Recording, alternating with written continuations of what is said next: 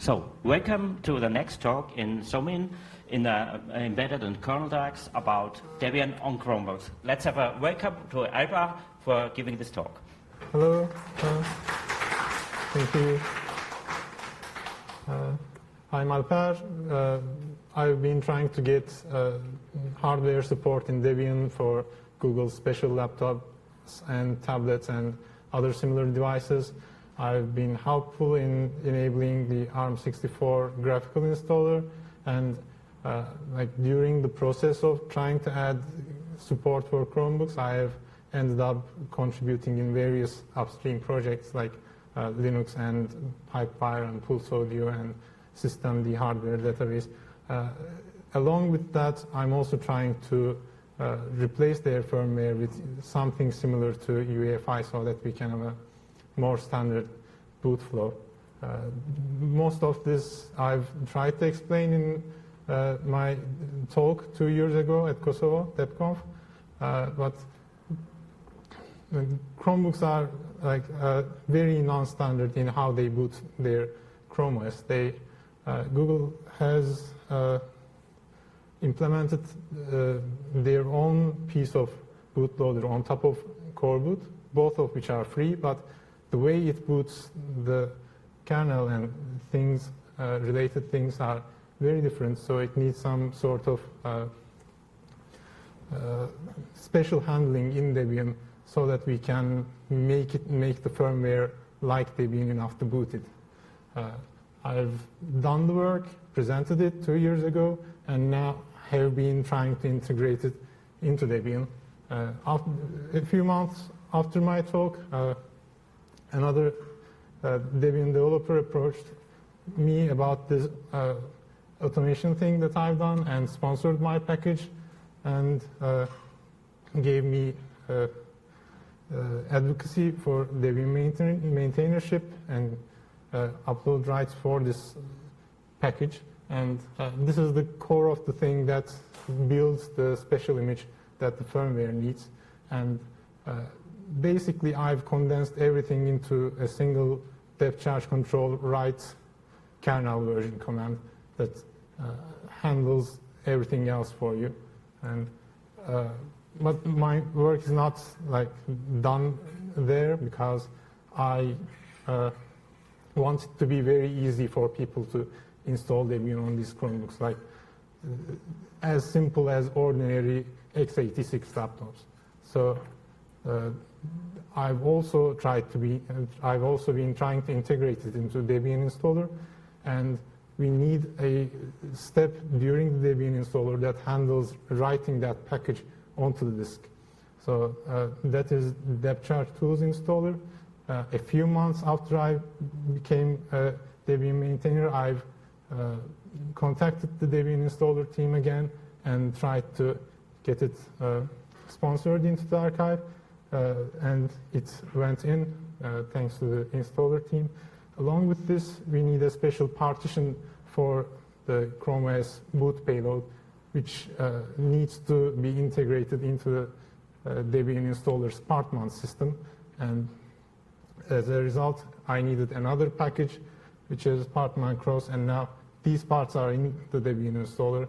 So if you manage to boot Debian installer on a Chromebook, it will most likely successfully install so that your system can run on next boot. But we also need the images of Debian installer that can boot on the system. And around that time, I've also filed a merge request for initial proof of concept for those images in the Netboot flavor of Debian installer, which is a very tiny image, not the netinst that you get from the main download page, but this is supposed to be mostly for testing and testing the Debian installer and downloading everything from the internet. But these had two issues. One, there is because this is an unknown system, the partitioner assumes that it is supposed to be partitioned with MBR instead of GPT, where Chrome OS firmware needs GPT. And another issue is the firmware wants the payload thing to be very small on older ARM systems. So the Debian installer was too big for my ARM devices then. And a third thing is, since this is a Debian installer testing something, it doesn't have access to non-free firmware during builds, and it cannot embed it into the image. So sometime later, I did some work to set a setting to use the GPT partitioning scheme with a pre-seed kernel command line piece, and extended the image to provide a blank partition so that someone can add the firmware, non-free firmware. Because it's a netboot image, it doesn't do anything if you don't have network, and you usually need non-free firmware for the network.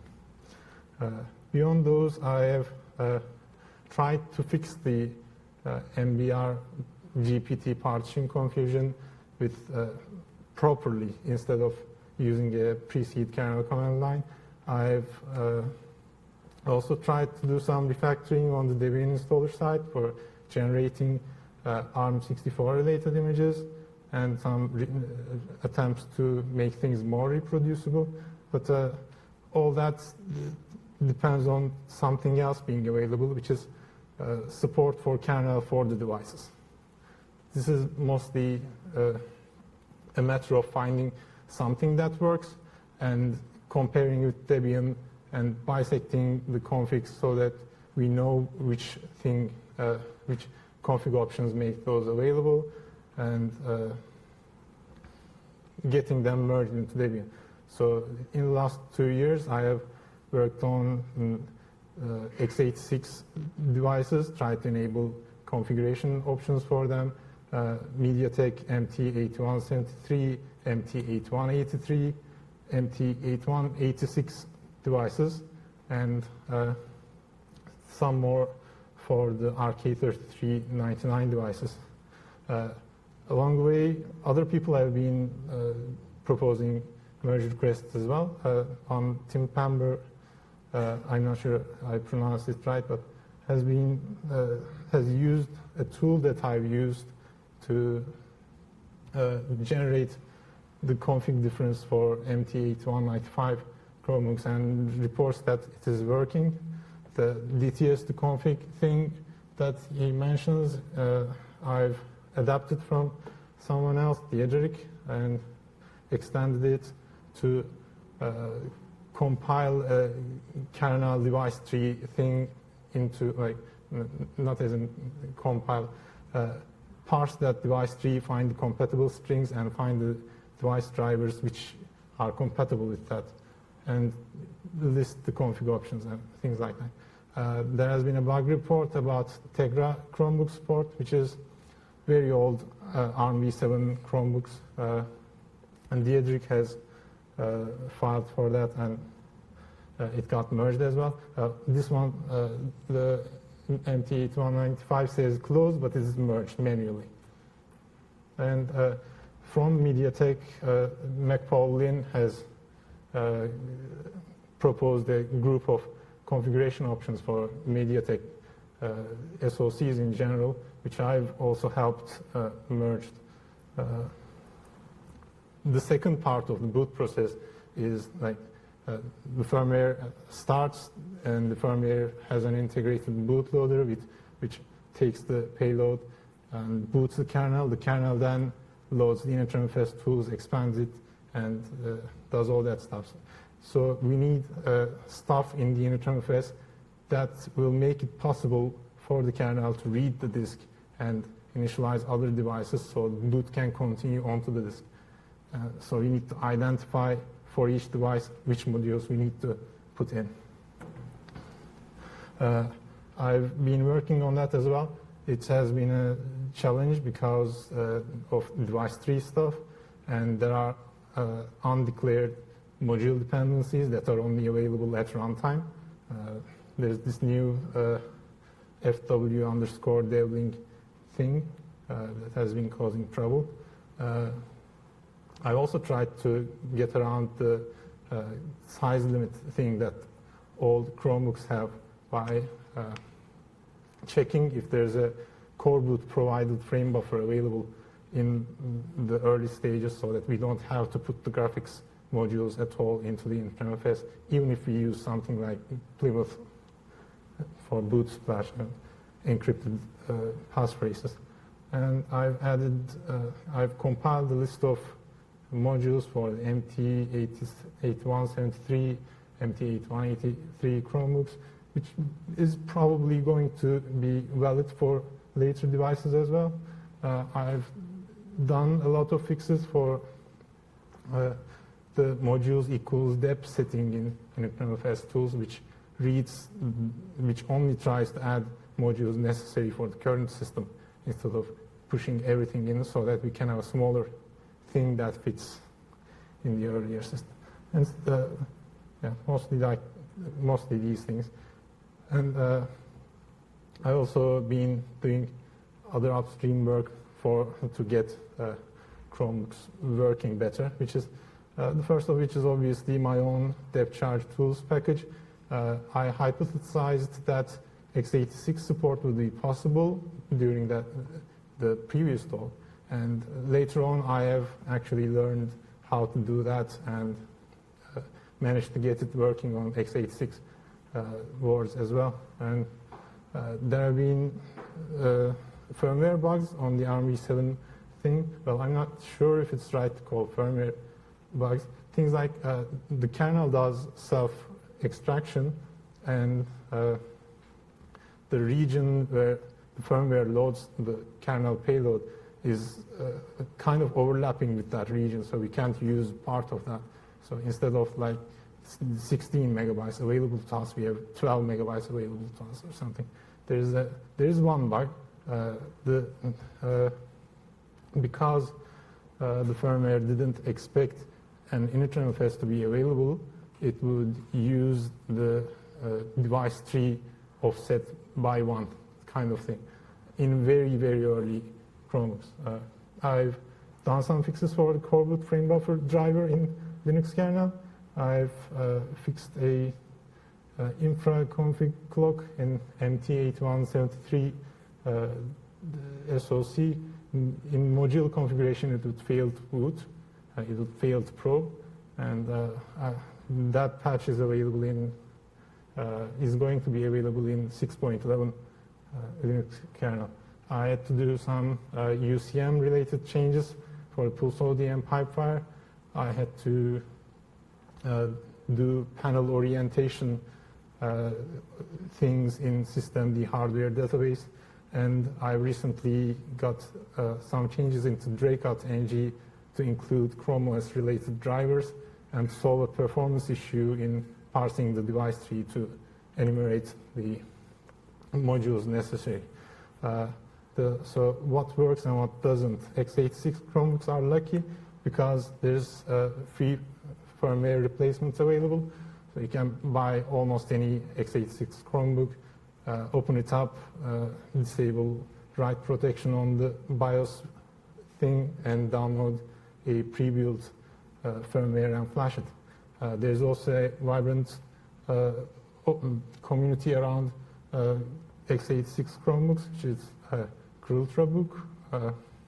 They have a nice page of documentation and a forum and a Discord channel, and they do nice support things. I'm trying to work with them.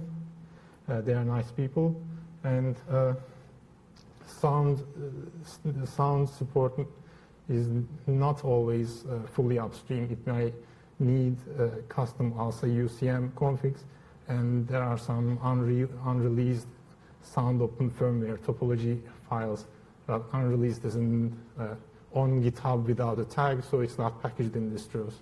So we have this Netboot image for DebCharge that would put on x86 Chromebooks and would install, but there's this as I said, the bug about partition table, which can be worked around in expert mode. It lets you choose that.